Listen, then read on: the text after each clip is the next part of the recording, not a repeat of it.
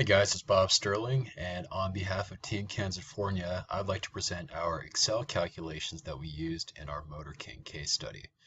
Now, first of all, I apologize on two accounts. One is that this is kind of boring stuff. This is a video of me on YouTube talking about a spreadsheet, so it's not Gangnam Style. There aren't any cute cats here or any babies doing any funny tricks. It's just me talking about a spreadsheet. Secondly, I'm doing this without any notes or a script, so it might be a little back and forth, and I apologize for that. But what you can see in front of you is the spreadsheet that we put together to calculate our payoffs. And then off to the side here, we also have our payoff matrix and the decision analysis tools. On the left side here in orange, we have the constraints. I'm not going to back that up and edit that out. These are the constraints. These come from the case study, and these are the parameters that we have to use in optimizing this problem. You can see here our setup cost is $100,000. Our DSI cost, the cost of doing that survey, is another $20,000. So we have total fixed costs of $120,000. Our maximum production at the facility is 50,000 cases. As you recall, anything above 50,000 cases has to be subcontracted out. So if you produce 80,000 cases, then you would have to produce 50,000 yourself and subcontract 30,000 cases.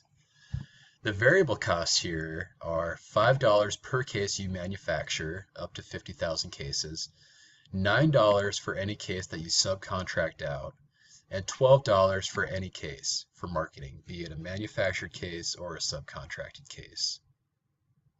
Your three economic scenarios are strong, moderate, and weak, with corresponding probabilities of 45%, 35%, and 20%.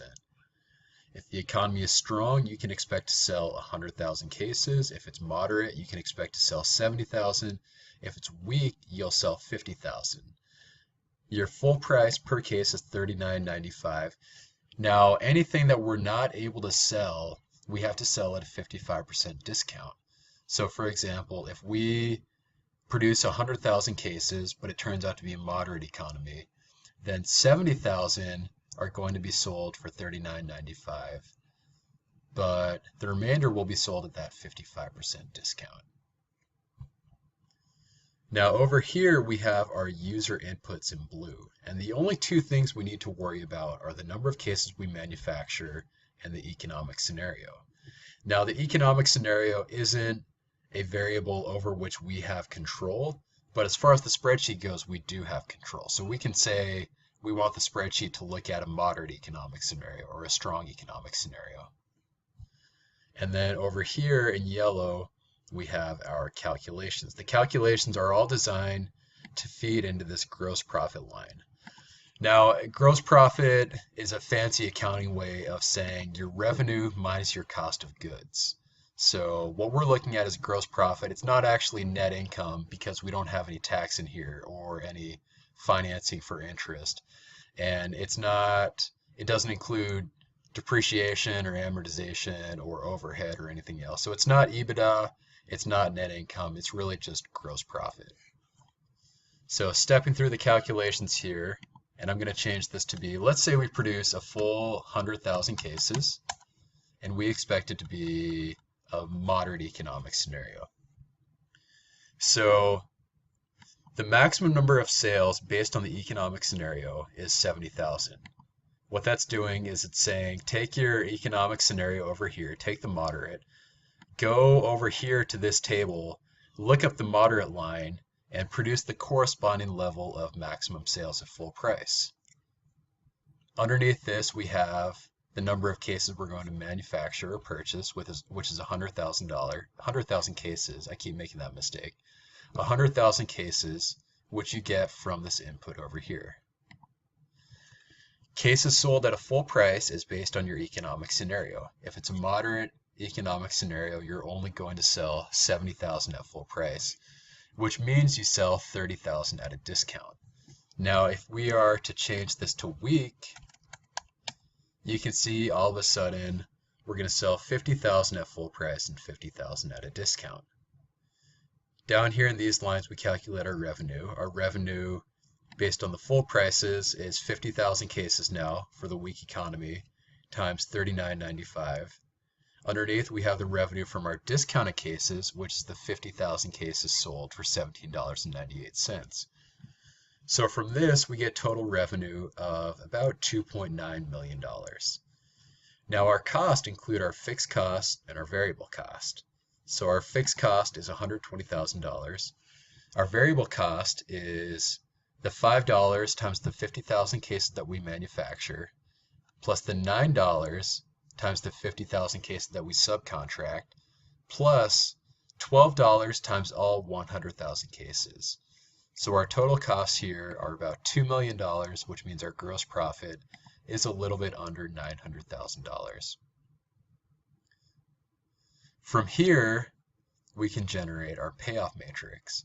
In Excel, there's this neat tool called a data table, and what it allows you to do is create an XY table with two variables, and then you can enter a formula, and your formula will change based on these parameters.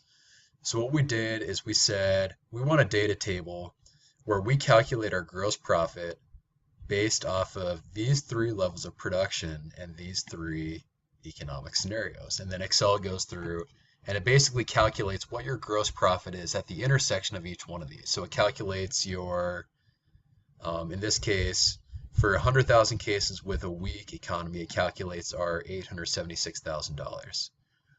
If it's a strong economy, we get 1.975 million. And we can double check this by changing weak to be strong. And you can see we get our 1.975 million up here in the data table and also down here in the actual calculations. So we have our payoff matrix, and underneath this we have our probabilities. There's a 45% probability of a strong economy, 35% of a moderate economy, and 20% probability of a weak economy. And these probabilities feed into the expected monetary value calculation, which we'll get to in just a minute. The methods of decision analysis we have here are the Maximax method, the Minimax regret, and the EMV, the expected monetary value. For the Maximax, all we're doing is for every possible level of production, we're calculating our maximum payoff. So if we produce 100,000 cases, our maximum payoff is $1.975 million. This is basically an optimistic way of looking at our choices and saying, what's the best it could be? I want to do that. I want the biggest potential payoff without any consideration of downside or probabilities. I just want to know how much money I could make if I win the lottery, which in this case is $1.975 million. So it calculates our maximum payoff for each one of these. And then down here, it just takes the maximum of the maximums. And underneath this, there's an ugly looking formula that says, take whatever my payoff is and find the corresponding level of production that gets me that. So take my $1.975 million and tell me which of these levels of production corresponds to it, which is obviously 100,000 cases. In the Minimax method, our mode of thinking is basically the opposite. We're not thinking about how good could it get. We're thinking, what can I do to minimize my downside? What can I do to guarantee me a certain amount of money? So for example, if we produce 100,000 cases, we might only make $876,000.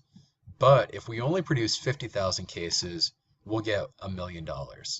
So by choosing 50,000 cases, we guarantee ourselves $1 million no matter what we do, which is not a bad situation to be in, right?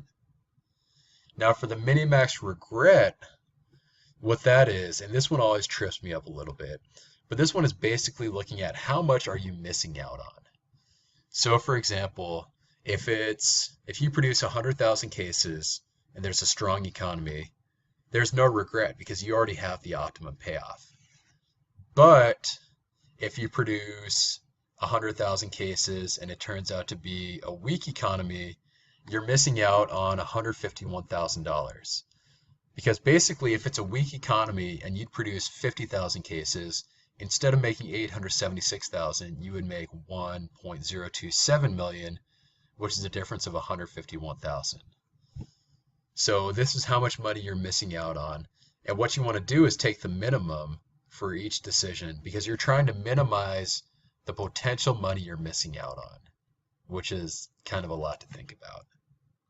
And then for the expected monetary value, what we're doing is we're using the sum product function to calculate the weighted expected return for each of the scenarios. So we take 1.975 million times 45% times 1.3 million times 35% plus 876,000 times 20%, and we arrive at a weighted average gross profit of $1.5 million if we produce 100,000 cases.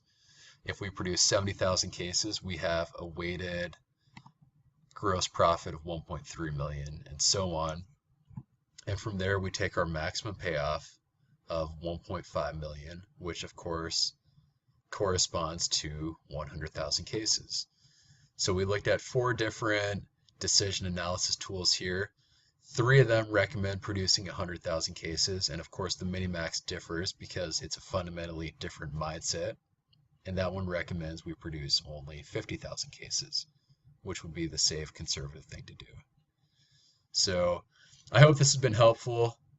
As you can see, we've got all the constraints from the case study given to us. We have the inputs, which are only the number of cases we can manufacture in the economic scenario. We use all these to calculate gross profit given our inputs. We have a payoff matrix, which shows how much we can make given the 3 choices of production we have and the 3 economic scenarios. And then we take a look at 4 different tools we have for decision analysis.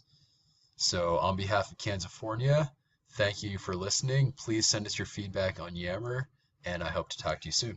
Thank you.